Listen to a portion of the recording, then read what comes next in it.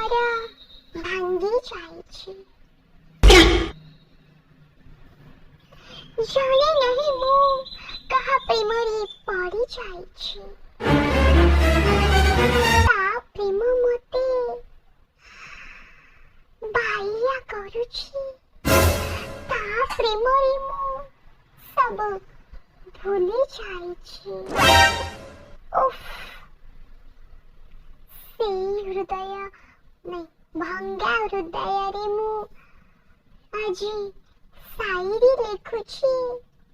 ସାଇରୀ ତ ମୁଁ ଲେଖୁଛି ଆଉ କହୁଛି, ହେଲେ ଦୁଃଖ ମୋ ବିଚରା ଫଲୋୟର୍ସ ମାନଙ୍କୁ ସହିବାକୁ ପଡୁଛି।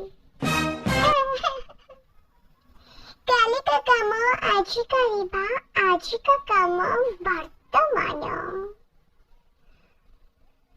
ଦୁନିଆରେ ସମସ୍ତଙ୍କର ଗର୍ଲଫ୍ରେଣ୍ଡ ଅଛି, ବୟଫ୍ରେଣ୍ଡ ଅଛି, ଖାଲି ନାହିଁ ମୋର। ବର୍ତ୍ତମାନରେ ମୋର କାମ ବ୍ରେକଅପ୍ କରିବି ସବୁ ଦୋସ୍ତଙ୍କର। ହଁ, ଦାନା ଲାଗି ପଡ଼।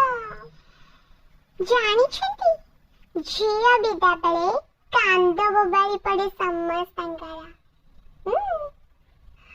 ଝିଅ କାନ୍ଦୁଥାଏ, ମା କାନ୍ଦୁଥାଏ, କାନ୍ଦୁଥାନ୍ତି ବନ୍ଧୁବାସ ସମସ୍ତେ ହେଲା, ହେଲେ ପ୍ରକୃତ କାନ୍ଦ ଦୁଃଖ ନଥାଏ ତାଙ୍କର। ବୁଝିଲେ, ପ୍ରକୃତ ଦୁଃଖ ଆଉ କହ ଭରା କାନ୍ଦ ତ ଥାଏ ତାର, ଯିଏ ସେ ଝିଅର ପଡୋଶୀ ୱାନ୍ ସାଇଡ୍ ଲଭର।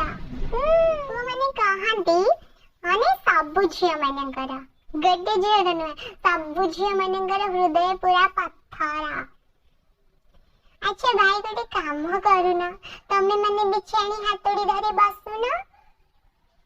ହଁ, ସେ ଝିଅର ପଥର ହୃଦୟରେ ଘର କରି ରହିବ। ଭଲ ଆଇଡିଆ ଦଉଛି, ଛେଣି ହାତୁଡ଼ି ଧରି ବସ। କାମ ହେଇଯିବ।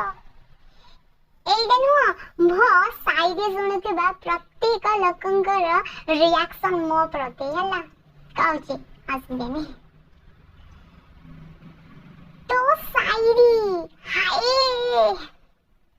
ଦୁନିଆର 1 ନମ୍ବର ଘଟିଆ ସାଇରୀ।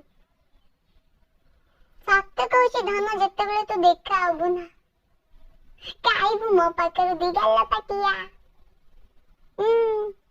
ଆଉ ଆଗକୁ ତୁମେ ମାନେ କହିଦିଅ, ମୁଁ ଆଉ କହିପାରିବିନି।